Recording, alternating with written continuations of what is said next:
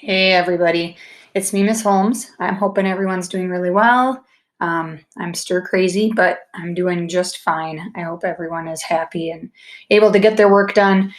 So here's my plan. Anytime I would normally do a lecture in class, I'm going to actually split that up into two different videos and lectures so that you can do what we normally do in one day in class over 2 days in class. So that'll give you a smaller chunk of notes and smaller chunk of material to absorb. So today I'm actually going to talk through the first half of this unit or this lecture in this unit called The Beatles and Liverpool, and we're going to talk about the Beatles and what it was like for the Beatles to grow up post World War II, or toward the end of World War II, and what life was like in England at the time. So Thursday we will continue this lecture. So I just want you to make sure you do that in order. So if you don't get to this today, and you do them both, like maybe tomorrow and Thursday, make sure you start with Tuesdays and then do Thursdays, just so you know. All right, so here we go. So the first thing I want you to notice is check out this little map of Liverpool and England. So this is all of England, Wales, Scotland. Liverpool is right here in the sort of northern western part of England. And as you can see, there is a port right here, a dock, a place where ships would come in. So this is kind of a close-up of that area. So you can see that this right here is a big shipping port. So ships can come in and out with goods and whatnot. So Liverpool is a port city. And that will play heavily into what life was like for the Beatles as young men living in England. So 3 things I want you to think about, and then after I read these questions, you should pause and write in like a sentence or 2 in your notes, and then I'm going to have you revisit these questions. Number 1, how might Liverpool's status as a port city have affected what happened to it during World War II? So during World War II, a lot of the supplies for the war effort were coming in through ships. So think about how that might have affected Liverpool during the war.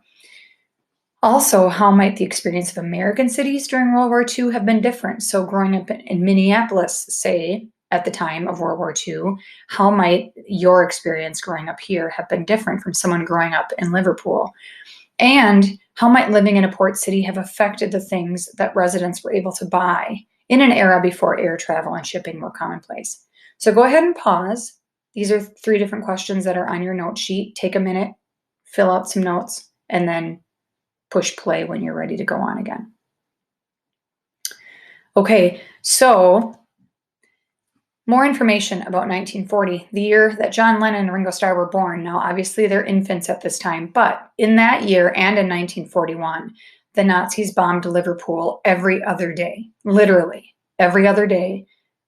Liverpool was bombed. These attacks were part of what was called the Blitz. The Blitz is a military strategy designed to demoralize the European allies with relentless bombing of strategic and civilian locations in England and Northern Ireland.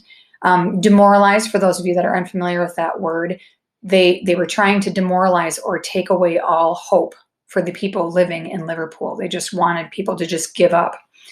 Because the majority of war supplies that were shipped from abroad, mainly the stuff came from the United States, and because most of that stuff entered Great Britain through the Liverpool docks, the port city of Liverpool was a key target throughout the war. So it was bombed a lot. Lennon and Starr were too young to remember the constant air raids because obviously they were, 0 and 1 at this time, but they and the other Beatles certainly experienced the effects of the war as children and young adults. As a matter of fact, when they were in elementary school, a lot of Liverpool was still in ruins and unemployment was high, and there was still food rationing happening, which continued until 1954 as a part of their daily life. So we'll talk about a lot of those terms and things as we go on. In obvious contrast, the Nazis never bombed the continental United States. Now, granted, Pearl Harbor was hit, but that is not part of the continental United States. But the U.S. enjoyed actually an economic boom in the post-war period, very unlike England. The Beatles and other European youths saw the U.S. as a land of hope and optimism. With American support, the Liverpool docks once again filled with ships in the post-war years. And as Marshall Plan aid, and we'll talk about that later, helped rebuild Liverpool's economy, The transmission of American culture, especially movies and music, also inspired the area's youth. Merchant seamen, known as the Conard Yanks, traveled to New York City and they returned to Liverpool wearing American fashion and carrying American recordings, including blues, country, and rock and roll. So these people that were driving these ships back and forth between Liverpool and the United States were bringing our culture to Liverpool and sort of flooding this whole area with American things, culture, American music, American clothing. So this is a little clip of Stephen Van Zandt, who is a rock and roll artist and also a historian, talking a little bit about the U.S. and England after World War II. And the sound will probably be off because of WeVideo. I'm sorry about that. That his lips won't match. Well, first of all, World War II affected Great Britain, obviously, much more directly than it affected us.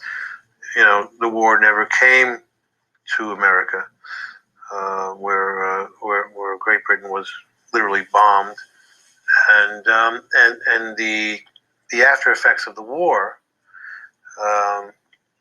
While we went into an economic boom, it really became wealthy as the new sort of leaders of the free world.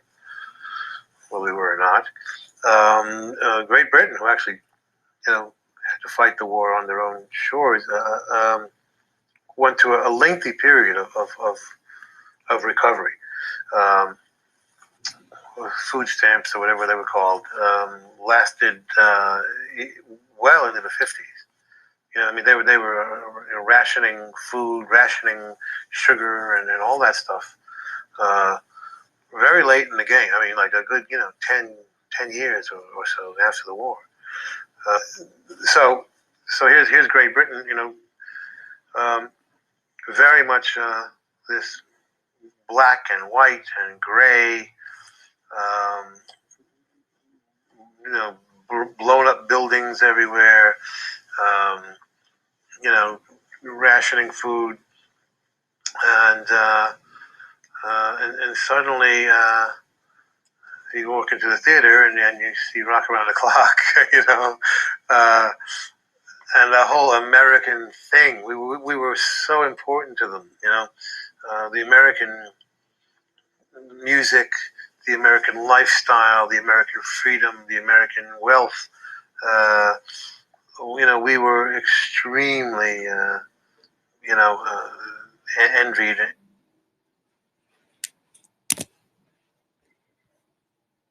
So things were very different here than they were there. So I want you to pause if you can for just a minute, just to talk, fill out your note sheet a little bit more thoroughly.